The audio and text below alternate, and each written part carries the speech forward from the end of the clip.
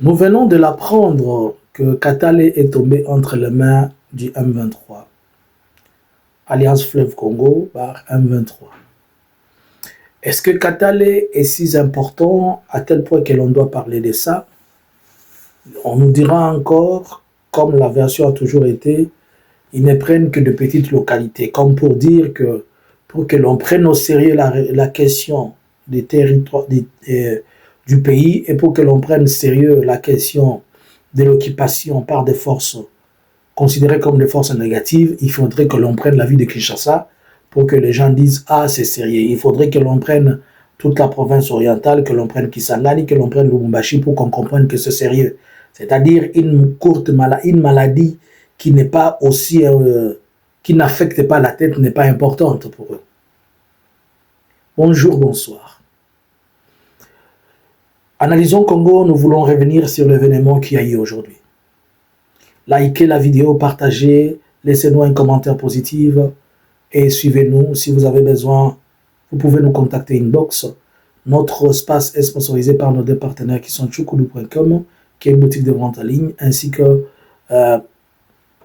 ideatravel.se. Vous pouvez nous contacter pour tous vos besoins dans les domaines du tourisme. C'est notre partenaire qui le fera, ainsi que Goodjenny, et aussi nous allons vous présenter xmetasoft.com qui est dans le domaine de... c'est une agence marketing digital qui peut vous faciliter et vous aider dans beaucoup de choses. Alors, voilà ce qui se passe.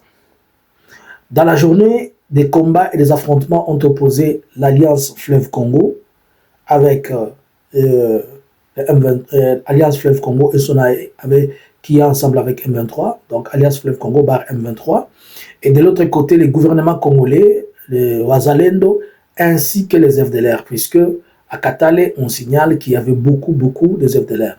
Je vais vous laisser des images, vous allez voir les images même des munitions que vous pouvez voir là et d'autres choses qui ont été abandonnées à ces lieux-là. Katale est situé à 50 km de la ville de Goma, au nord de Goma.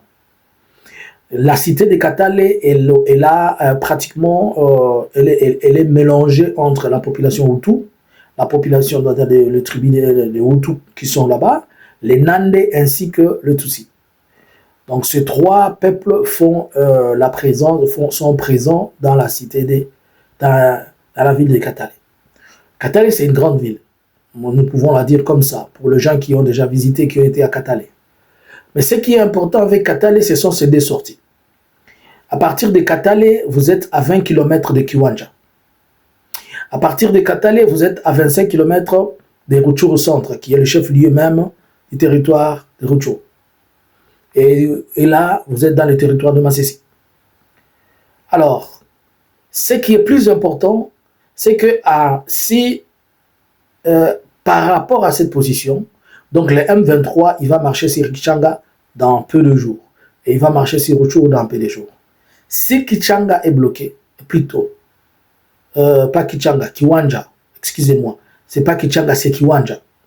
Kichanga, c'est une autre direction, Kiwanja plutôt. Je disais qu'il est à 20 km de Kiwanja et 25 km de Rutshuru. Si Kiwanja tombe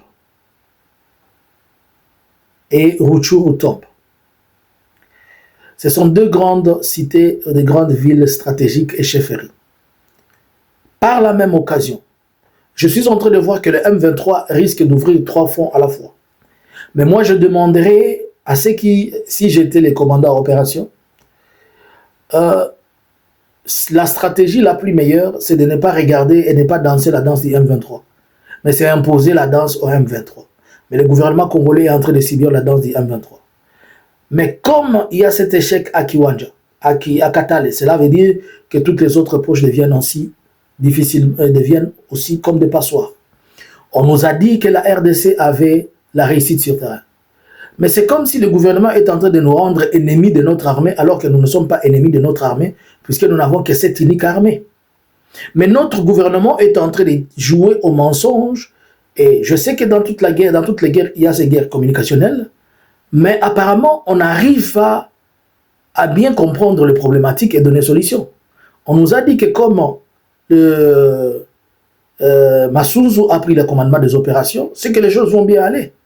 On nous a dit que le problème c'était Chiwewe. Mais Chiwewe n'est plus là, mais les territoires continuent à tomber. On nous a dit qu'on a bombardé. Mais vous êtes en train de bombarder des positions sans pour autant avoir des troupes au sol. Et les troupes au sol, ce sont lesquelles? Ce sont les FDLR et ce sont les autres. Voilà maintenant ce qu'il y a comme problème. Il y a un problème politique là, trop compliqué. Félix a signé un contrat avec le gouvernement de l'Ouganda. Et dans ce contrat, c'était que le gouvernement de l'Ouganda devait construire une route qui devait sortir depuis Kampala et relier Goma. En passant par Kiwanja Rutshuru, Beni Butembo. Au lieu de faire 3 heures ou 4 heures de route, il devait faire maintenant entre 40 minutes et 1 heure. Félix a signé le même contrat avec le gouvernement du Rwanda.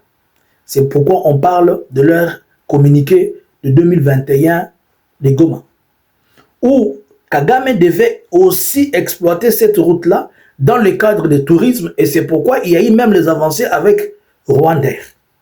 Maintenant, on se retrouve au point de jonction Kiwanja Rutshuru, qui est à la fois un tronçon que Félix a accordé au Rwanda et le même tronçon Félix a accordé à l'Ouganda.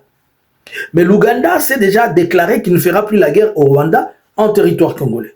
Donc l'Ouganda, s'il veut faire la guerre, il va le faire hors de ça. Le Parlement ougandais a déjà sorti l'argent et ils ont signé. Et c'est pourquoi l'Ouganda a déployé ses militaires pour contrôler ces projets. Aussi, le Rwanda a déjà sorti son argent pour le même contrat. Donc, la question de la guerre dans laquelle on est aujourd'hui, je vais venir vous expliquer en détail. C'est un problème entre Félix et Kagame. Ce n'est pas un problème entre nous tous. Il nous fait tuer et il tue la population, il déplace, puisqu'ils ont un problème entre les deux garçons. Et c'est à cause de ça qu'il a dit qu'il ne négociera pas avec eux, puisqu'on va lui rappeler juste de tenir compte de ce qui s'était dit depuis longtemps. Car Kagame l'a entendu 3 fois de suite pour qu'il change. Il a promis, il a promis, il a promis, et c'est plus qu'il n'a pas fait qu'ils sont là. Maintenant, est-ce que le Rwanda va s'affronter avec l'Ouganda par rapport à ces projets-là, qui constituent des projets d'intérêt commun pour les deux pays, et dont chaque pays a investi et il a mis des intérêts? Vous savez que les nations et tous les peuples, les pays, c'est une question des intérêts. Comment est-ce que Félix est à mesure aujourd'hui de dire à Museveni, laisse au Rwanda de le faire, de prendre cette partie? Est-ce qu'il est à mesure de dire au Rwanda, laissez d'abord à l'Ouganda? Il ne va dire à personne de le laisser. Il va dire à personne de le laisser. Comment va se traduire la situation?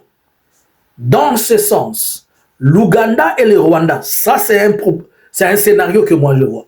L'Ouganda et le Rwanda peuvent s'attendre qu'ils ne font pas la guerre, mais qu'ils prennent cette partie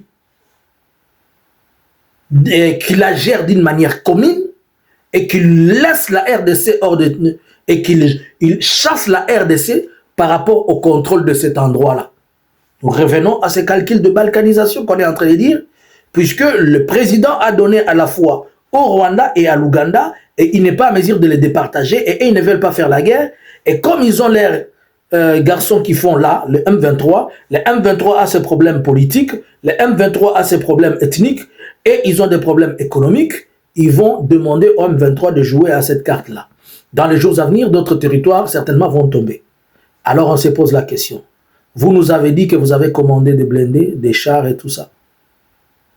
Je vais revenir pour faire même une analyse par rapport à l'équipement qu'il y a sur le terrain. J'ai vu des blindés, les gens ont dit on a acheté des blindés à Kinshasa. Vous êtes en train d'acheter des blindés de 10 tonnes, 20 tonnes pour un territoire marécagé où vous n'avez pas de routes en béton. À quoi servent ces blindés-là? C'est pour faire les décors de la ville de Kinshasa ou comment? On va faire plus d'analyse, mais là, je vois une question politique dont on n'est pas à mesure de résoudre et qui résulterait peut-être, pouf, on coupe la chose. Bonjour, bonsoir.